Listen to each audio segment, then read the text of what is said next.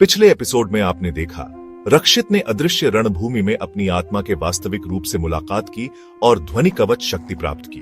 अब उसके भीतर आत्मविश्वास की एक नई लौ जल चुकी है, लेकिन असली परीक्षा अभी शुरू ही हुई है। एपिसोड 8 रक्त चिन्ह की खोज। सुबह की किरणें गुरुकुल की दीवारों से टकरा रही थीं, लेकिन आज वहां की हवाओं में एक विचित्र बेचैनी थी। गुरु वेदांत और यति विक्रमनाथ रक्षित के कक्ष के बाहर एकत्र थे। भीतर बैठे रक्षित की आंखों में गहरी परछाइयां थीं। रात के अनुभव ने उसे भीतर से झकझोर दिया था, लेकिन अब उसका चेहरा दृढ़ता से भरा हुआ था। गुरु वेदांत ने धीरे से दरवाजा खोला। गुरु वेदांत, रक्षित बाहर आओ, वे बोले। रक्षित बाहर निकला। उसके पांव में अनजानी शक्ति थी और उसकी चाल में आत्मविश्वास। गुरु वेदांत, तुम्हारी अगली परीक्षा समय से पहले आ गई है। राक्षस कुल के लोग रक्त चिन्ह की खोज में निकले हैं।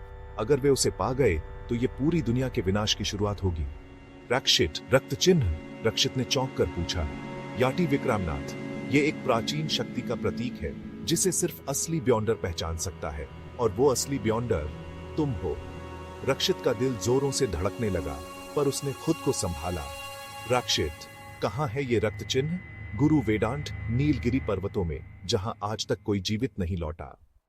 यात्रा की शुरुआत। रक्षित ने अपने पुराने साथी बदल, एक चतुर और चंचल मगर रहस्यमय जीव, को साथ लिया और नीलगिरी की ओर निकल पड़ा। रास्ते में जंगल की आवाजें एकदम अलग थीं। पत्तों की सरसराहट में फुसफुसाहटें थीं, मानो हर पेड़ उसे देख रहा हो। जैसे जैसे वे गहराई में पहुंचे, हवा में एक विचित्र गंध भर गई। बादल, मुझे ये जगह पसंद नहीं, यहां कुछ है। रक्षित, डर मत, मैं हूं ना। अचानक जमीन फटने लगी और वहां से निकला सर्पमुख राक्षस, जो रक्त चिन्ह की रक्षा कर रहा था। उसकी आंखें लाल थीं और उसकी जीभ बिजली की तरह चमक रही थी। रक्षित ने बल की ज्वाला सक्रिय की, लेकिन राक्षस उसकी चालों को पढ़ रहा था। तभी रक्षित को याद आया, ध्वनि कवच।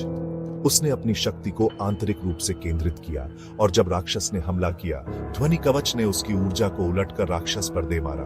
राक्षस एक चीख के साथ जमीन पर गिर पड़ा। रक्त चिन्ह की प्राप्ति। जैसे ही राक्षस धराशायी हुआ, जमीन फटने लगी और एक गहरी सीढ़ी सामने आई।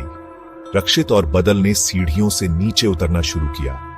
हर कदम पर दीवारों पर प्राचीन चित्र बने थे, जिनमें दिखाया गया था कि एक ब्योंडर कैसे अपनी शक्ति भूल जाता है और फिर संघर्षों के माध्यम से उसे पुनः प्राप्त करता है। नीचे पहुंचते ही एक चक्राकार कक्ष में रक्त चिन्ह रखा हुआ था, एक चमकदार लाल क्रिस्टल जो अपने आप में धड़क रहा था। जैसे ही रक्षित ने उसे छुआ, उसकी आंखों के सामने हजारों यादें घूमने लगी। अपने माता पिता की बलि, राक्षस कुल के अत्याचार, और वो दिन जब उसे अपनी शक्ति खोनी पड़ी थी। उसकी आंखों से आंसू बह निकले। गोस्टली वॉइस, तुम्हें याद है सब? रक्षित, हाँ, अब मुझे सब याद है, रक्षित ने फुसफुसाकर कहा। रक्त चिन्ह के स्पर्श से रक्षित के भीतर एक और शक्ति जागी, आत्म प्रज्वलन, जो उसके भीतर की ऊर्जा को एक विस्फोटक ताकत में बदल सकती थी, लेकिन उसे सीमित समय तक ही संभाला जा सकता था। राक्षस कुल का आगमन।